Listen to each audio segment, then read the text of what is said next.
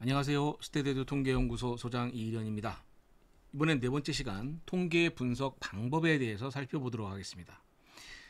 1에서 3차 시간에 우리는 데이터와 변수, 기본적인 통계 이론과 가설에 대해서 살펴봤습니다. 이제 이것을 엮어서 통계 분석 방법이다라고 하는 것과 같이 연결지어서 생각해 보도록 하겠습니다. 앞 시간에 우리가 데이터 입력 방법에 대해서 한번 살펴봤습니다.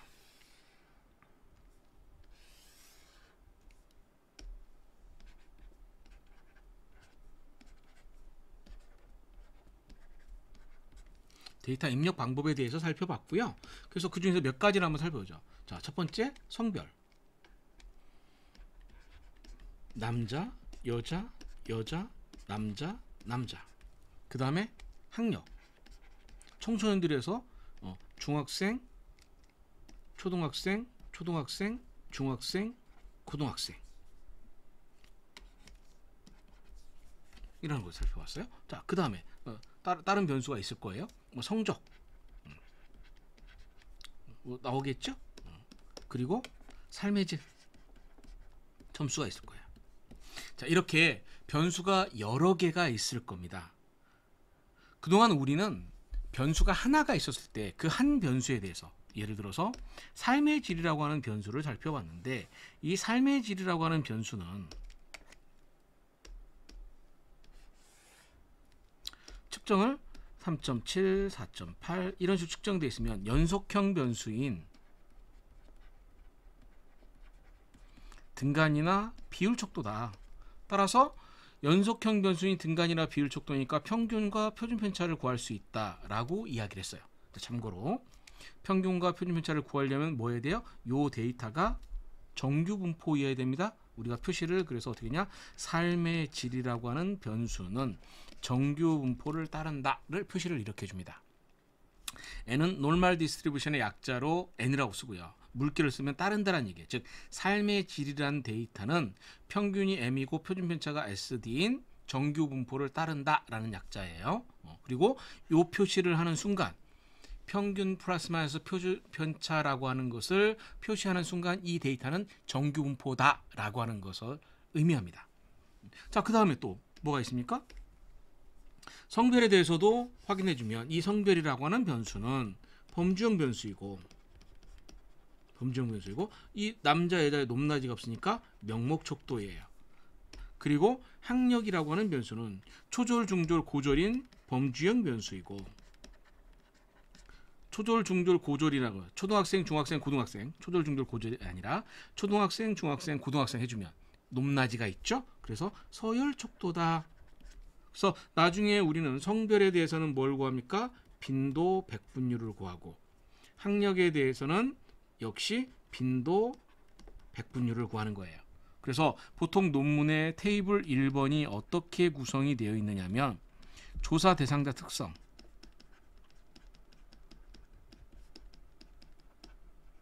보통 일반적 특성이라고 하죠. 그래서 이렇게 그려주고, 성별 남자 여자,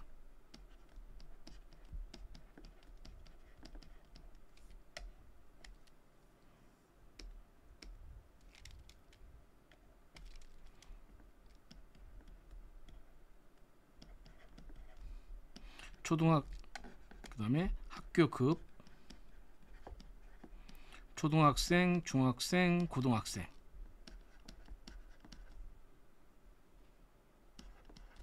이렇게 이런 식으로 표시가 되는 거예요. 이런 표를 뭐라고 하죠? 조사 대상자 특성표 빈도 분석이다라고 얘기합니다. 이렇게 테이블 1번은 개별 변수에 대한 기술 통계를 표시하는 겁니다. 근데 이제 우리는 무엇을 할 거냐면 여기서 발전을 시켜서 변수와 변수를 결합을 해서 두 변수 사이의 관계라고 하는 걸 생각해 보도록 할 거예요. 예를 들어서 뭐냐? 성별과 삶의 질 사이의 관계를 볼 거예요. 성별과 삶의 질 사이의 관계. 그러면 일반적으로 생각할 때 뭐라 할까요? 아, 성별에 따라 삶의 질은 차이가 있는가? 남자들의 삶의 질이 있고 여자들의 삶의 질이 있는데, 남자의 삶의 질과 여자의 삶의 질이 같은지 다른지를 보고 싶을 거예요. 이렇게 두 변수 사이의 관계라고 하는 것을 생각해 주게 됩니다. 이때 관계는 크게 두 가지가 있습니다. 두 변수 사이의 관계라고 하는 것은 두 가지가 있는데 상관관계와 인과관계라고 하는 것으로 나누어집니다. 상관관계는 서로 상자와 관계관자를 씁니다. 서로 관계하고 있는 정도에서 관계의 정도를 나타냅니다. 두 변수가 있을 때, 두 변수가 서로 주고받는 관계가 있을 때 우리는 상관관계다라고 이야기합니다. 그리고 이 상관관계를 규명하는 분석의 가장 대표적인 것이 뭐냐? 상관분석이다라고 이야기하는 거예요. 그리고 이제 상관관계가 아니라 인과관계라는 것이 있습니다. 인과관계는 어떤 하나의 변수가 다른 변수에 영향을 주는 관계가 있을 때 인과관계가 있다라고 이야기합니다. 상관관계와 인과관계의 가장 큰 차이는 상관관계는 서로 영향을 주고받게 됩니다. 이에 비해서 인과관계는 일방의 관계예요. 이쪽은 영향을 안 준다라고 하는 거죠. 이런 차이점이 발생됩니다. 이때 인과관계에서 영향을 주는 변수를 우리는 X, 독립변수라고 불러주고요. 영향을 받는 변수를 Y, 종속변수다라고 불러줍니다. 그런데 독립변수와 종속변수라고 하는 용어는 분석 기법마다 각각의 관점들이 달라서 여러 가지 이름으로 불러주고 있습니다. 회귀분석이라는 분석에서는 설명변수와 반응변수라는 용어도 사용을 하고 있어요. 설명변수와 반응변수라는 용어도 사용해서 예를 들어서 학업 스트레스와 청소년들의 학업 스트레스와 삶의 질의 관계를 한번 생각을 해볼게요. 그러면 학업 스트레스와 삶의 질은 어떨까요? 학업 스트레스가 삶의 질에 영향을 주죠. 학업 스트레스가 높으면 아무래도 삶의 질이 좀 떨어질 거예요. 학업 스트레스가 낮으면 삶의 질은 높을 거예요. 그런데 반대로 삶의 질이 높다라고 해서 학업 스트레스가 낮을까요? 조금 의문이 되죠. 그래서 이런 경우에 학업 스트레스가 독립변수가 되는 거고 삶의 질이 종속변수가 되는 겁니다. 그리고 또 역시 이 학업 스트레스를 따지면 학업 스트레스가 높으면 어떻게 돼요? 삶의 질이 낮아지죠. 즉 삶의 질이라고 하는 것은 어디에? 학업 스트레스에 뭐 되어 있어요? 종속되어 있다라고 얘기하는 거예요. 학업 스트레스가 높으면 삶의 질이 떨어진다. 학업 스트레스가 낮으면 삶의 질이 높아진다. 즉 삶의 질은 학업 스트레스에 의해서 결정된다라고 이야기하는 거죠. 그래서 우리는 무엇을 생각하냐면 학업 스트레스가 높으면 뭐 할 수 있어요? 삶의 질은 학업 스트레스에 반응해서 낮아지는 거예요. 학업 스트레스가 낮으면 그것에 반응해서 삶의 질이 높아진다라고 얘기해요. 그래서 종속변수, 독립변수는 이런 용어로 설명하는 거예요. 그리고 이 다른 개념을 살펴봤을 때 학업 스트레스가 높으면 삶의 질이 낮다라고 충분히 예측할 수가 있겠죠? 그래서 뭐라고 하냐? 학업 스트레스는 삶의 질을 뭐한다? 예측할 수 있습니다. 그리고 학업 스트레스는 삶의 질을 설명할 수 있어요. 그래서 설명변수, 예측변수라고 이야기하는 겁니다. 자, 그런데 반대로 이걸 생각을 해보죠. 뭐냐면 학업 스트레스가 굉장히 높아요. 아니, 삶의 질이 굉장히 높은 학생이 있어요. 이 학생의 학업 스트레스가 낮을까요? 학업 스트레스가 낮으면 삶의 질이 높을 거예요. 이건 충분히 예상 가능합니다. 맞는 것 같아요. 그런데 반대로 삶의 질이 높으면 학업 스트레스가 낮을까요? 얘는 조금 의문이죠. 삶의 질이 높으면 학업 스트레스가 낮을 거냐? 즉 여기 이렇게 그렇지 않다. 그래서 독립이다라는 용어를 쓰는 겁니다. 독립이라는 용어를 씁니다. 자, 그런데 조금 전에도 말씀드렸듯이 통계 분석은 분석 기법마다 관점들이 달라서 용어를 여러 가지 용어로 불러준다라고 이야기했었어요. 독립변수, 종속변수, 설명변수, 예측변수, 반응변수라는 용어 대신에 공학에서는 인자와 특성값이라는 용어를 씁니다. 인자를 사회과학에서는 요인이라고 합니다. 영어 단어는 동일해요. 팩터. 그리고 특성값은 크리티컬 퀄리티라고 해서 CTQ라고 용어를 해줍니다. 그리고 제조업에서는 투입변수, 산출변수 이런 용어도 쓰고요. 경로 분석과 구조 방정식에서는 외생변수, 내생변수, 엑소지니어스, 엔도지니어스 뭐 이런 용어도 사용을 합니다. 그리고 시간 관계상 독립변수와 종속변수는 시간의 흐름상 선 후의 관계가 있어요. 독립변수의 사건이 먼저 발생이 되고 일정 시간이 지나야 종속변수가 나타나는 거예요. 즉 학업 스트레스가 생겨요. 그 학업 스트레스가 내가 낮았어요. 그렇다고 삶의 질이 바로 높아지냐? 그렇지 않다는 얘기예요. 학업 스트레스라고 하는 것이 꾸준히 쌓여야 어느 일정 시간이 지나서 삶의 질이 나온다는 얘기예요. 선 후의 관계가 있다. 이 얘기는 다시 말해서 원인과 결과의 관계가 있다라고 하는 말하고 같은 말이 됩니다. 그래서 일부 사회과학에서는 선행변수, 후행변수, 원인변수, 결과변수라는 표현도 사용하고 있습니다. 그런데 통계학에서는 주로 사용하는 표현은 이렇게 독립변수, 종속변수, 그리고 독립변수를 X, 종속변수를 Y로 표시하는 게 일반적입니다. 그리고 영어로 종속변수를 Dependent Variable, 약자로 DV라고 쓰고요.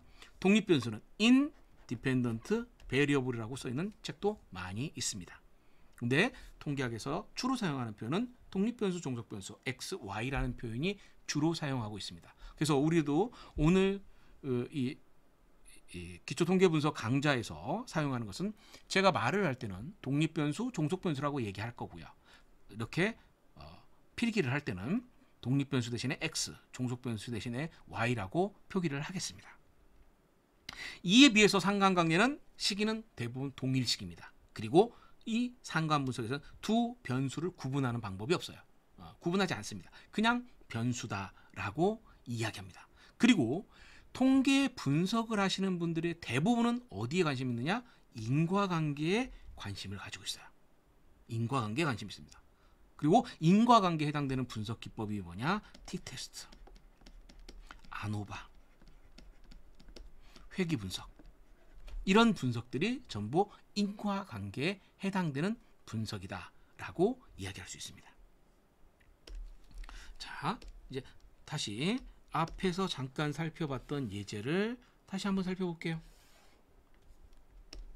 성별, 학급, 그 다음에 나이 보죠. 그 다음에 삶의 질. 남자, 여자, 여자, 남자.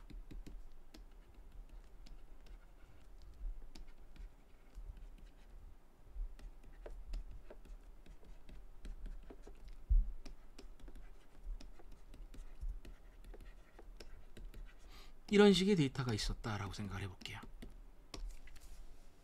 자, 실제로는 더 많은 변수들이 있을 거예요. 더 많은 데이터가 있을 건데 이 네 가지만 생각을 해보도록 하겠습니다. 자, 통계 분석을 하는 경우에 가장 먼저 해야 되는 것은 뭐냐면 변수를 찾아주는 거예요. 변수를. 그런데 변수는 데이터 입력 규칙에 맞게 제대로 입력했으면 변수를 찾는 건 쉬워요. 뭐냐? 이게 변수예요. 즉, 이 경우 변수는 몇 개가 사용이 됐죠? 4개가 사용이 된 겁니다. 두 번째, 종속 변수를 찾는 거예요. 대부분의 연구, 실제로 우리가 나오는 논문의 95% 정도는 통계 분석을 사용한 논문의 95% 정도는 어떤 분석이냐? 인과관계를 규명하는 분석이 대부분이에요. 그래서 먼저 해야 되는 것은 종속 변수를 찾는 거예요. 종속 변수가 있으면 인과관계고요. 종속 변수가 없으면 상관관계인 거예요. 자, 그럼 이 경우 성별, 학급, 연령, 삶의 질 4개의 변수 중에서 종속 변수는 뭘까요? 시간의 흐름상 가장 마지막에 있는 거.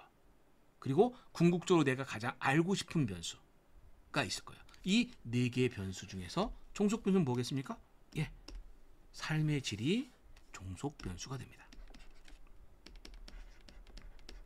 일반적으로 종속 변수, 특히 서베이 연구 같은 경우에는 종속 변수의 개수가 많지 않아요. 한 개 아니면 두 개입니다. 한 개 아니면 두 개예요. 사실은 한 개인 경우에 거의 80% 정도 돼요. 그럼 나머지는 뭘까요? 나머지는 전부 독립 변수가 됩니다.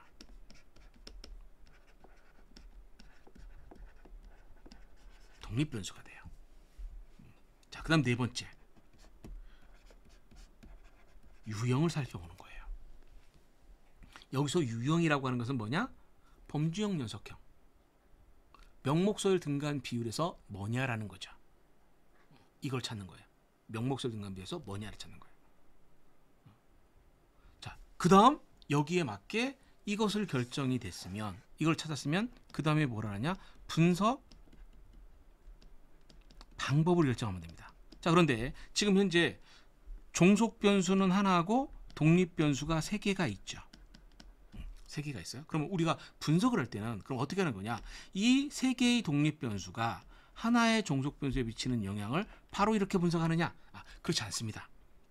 분석할 때는 어떻게 하는 거냐? 이렇게 분석하는 것이 아니라 첫 번째 독립 변수인 성별이 삶의 질에 미치는 영향을 분석해요. 그다음 두 번째, 학력이 삶의 질에 미치는 영향을 분석을 해요. 세 번째, 연령이 삶의 질에 미치는 영향을 분석을 합니다. 즉, 뭐 하느냐?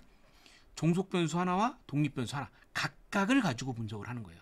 이렇게 하는 분석을 우리가 뭐라고 하느냐? 예전에 의학에서는, 임상에서 이거를 유니베리에이트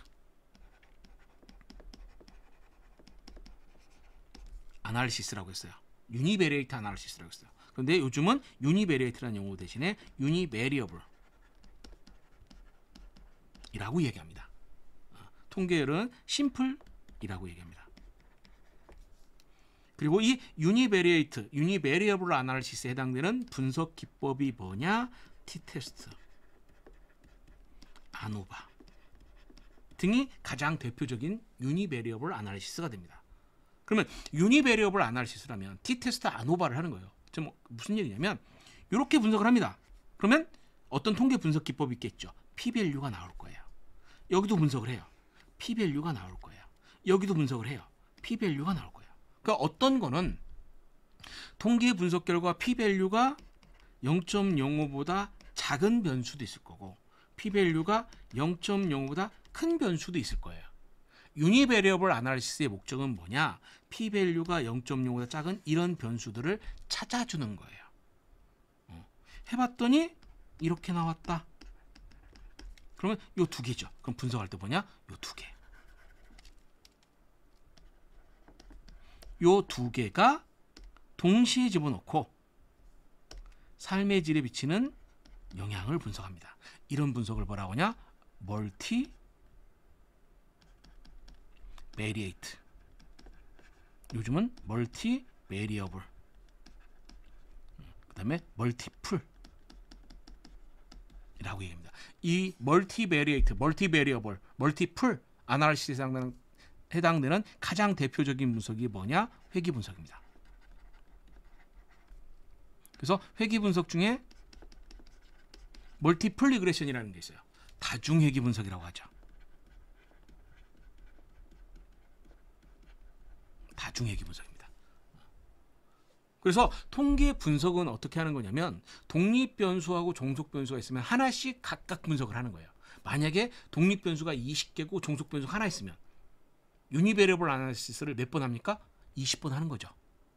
20번 하는 거예요. 그 20개 변수 중에서 유의하게 나온 변수를 선택을 합니다. 예를 들어서 7개가 나왔다. 그러면 7개의 독립 변수와 종속 변수를 넣고 한꺼번에 분석합니다. 그걸 뭐라고 하냐? 멀티베리어블 아날리시스. 가장 대표적인 것이 다중회귀 분석을 하는 거예요. 그럼 왜 이렇게 번거롭게 하느냐?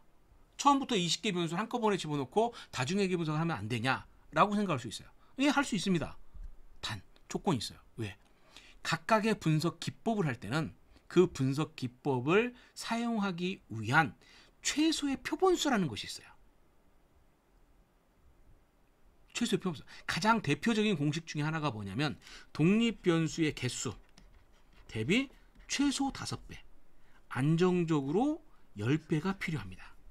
일반적으로 10배. 그러면 독립 변수가 20개가 있으면 회귀 분석을 하기 위해서는 안정적으로 몇 개의 데이터가 있어야 되느냐? 곱하기 10. 200개의 데이터가 있어야 된다는 얘기가 되는 거예요.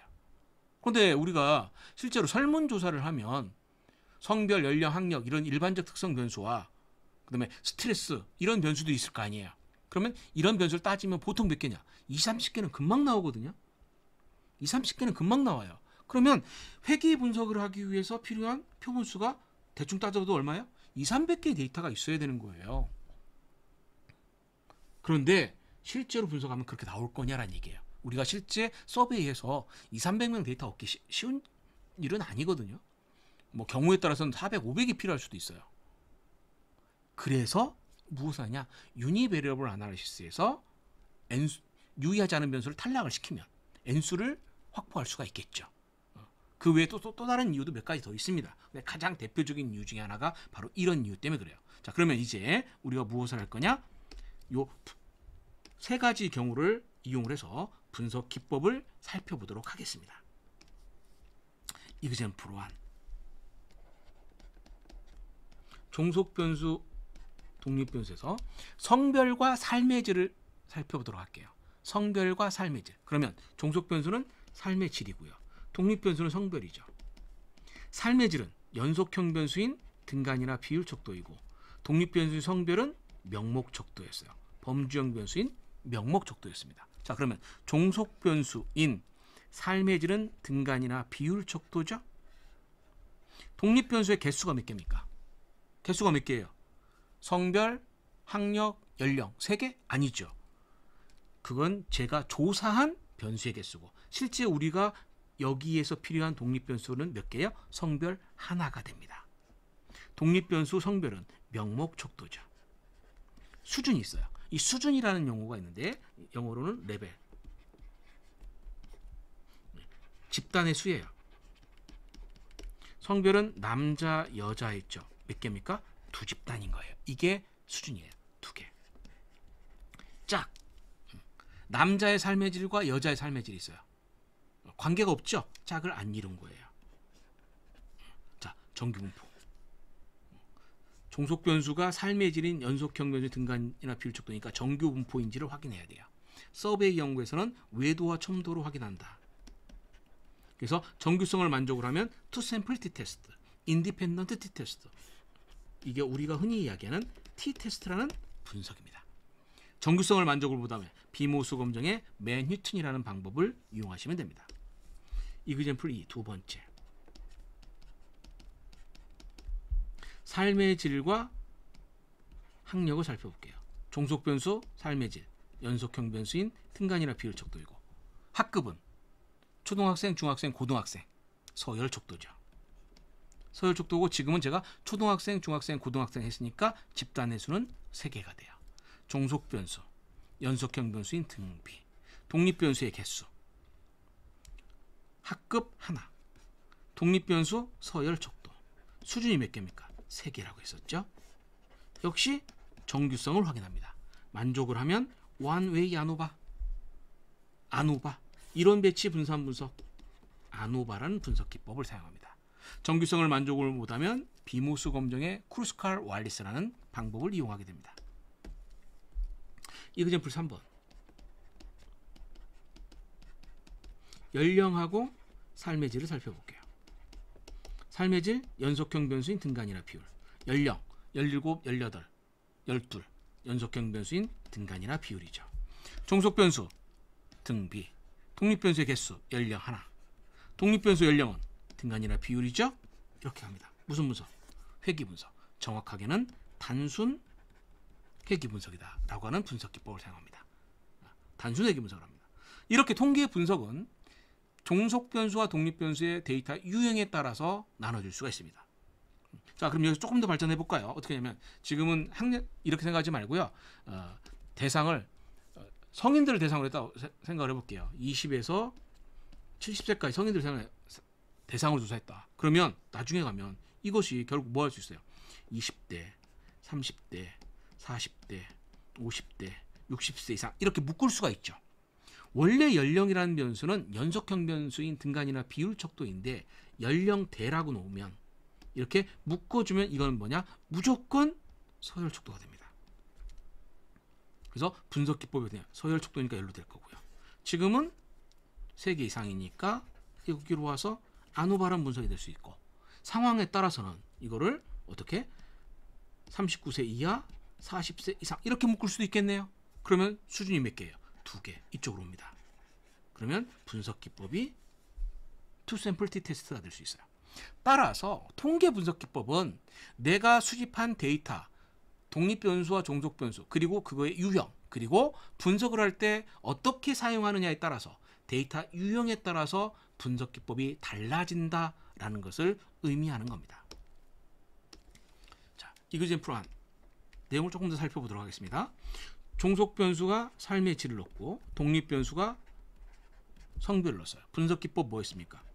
T-테스트라는 분석 기법을 사용한다 했죠. 그러면 이 T-테스트라는 분석 기법과 데이터 유형에 의해서 분석 기법이 나왔다라고 했어요. 그러면 얘와 가설을 한번 관계를 설정해 볼게요. T-테스트라는 분석 기법은 결국 뭐냐면 아까 잠깐 얘기했듯이 남자의 삶의 질이 있어요. 여자의 삶의 질이 있어요. 이게 모집단인 거죠. 그러면 뭐가 있습니까? 여기에 평균이 있어요. 비교 대상이 있네요. 그러니까 어떻게 됩니까? 이렇게 설정을 해주고 H0, H1이 되는 거예요. H0, H1이 돼요. 그리고 P-밸류를 봤더니 만약에 P-밸류가 0.037이 나왔다. 그럼 어떻게 됩니까? 0.05보다 작으니까 무엇을 선택합니까? H1을 선택을 합니다. 그리고 H1을 선택할 때 해석을 해야 됩니다. 어떻게 해석합니까? 제가 가설의 첫 페이지 설명을 할 때 T-테스트 아노바는 어떻게 해석한다고 했냐면 독립 변수에 따라 종속 변수는 같다 다르다. 자, 그대로 해서 독립 변수에 따라 성별에 따라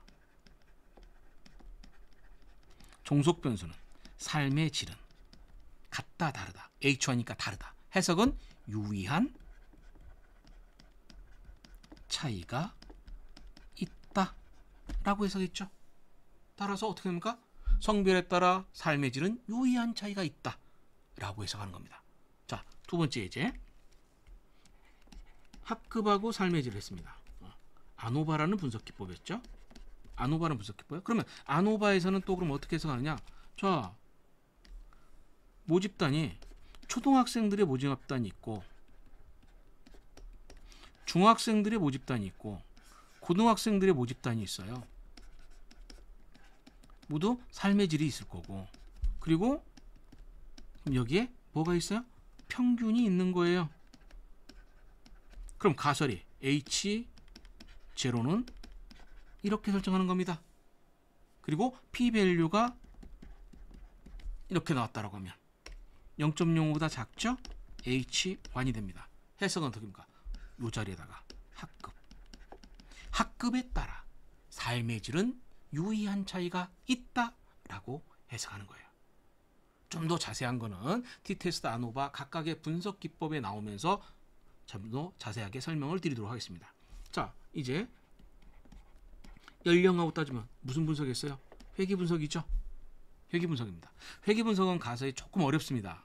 그래서 그냥 설명을 드리도록 할 거고요. 자세한 거는 11차 시, 12차 시 회귀 분석할 때 좀 더 자세히 설명을 드리도록 하겠습니다. 가설은 어떻게 되느냐? 이렇게 됩니다.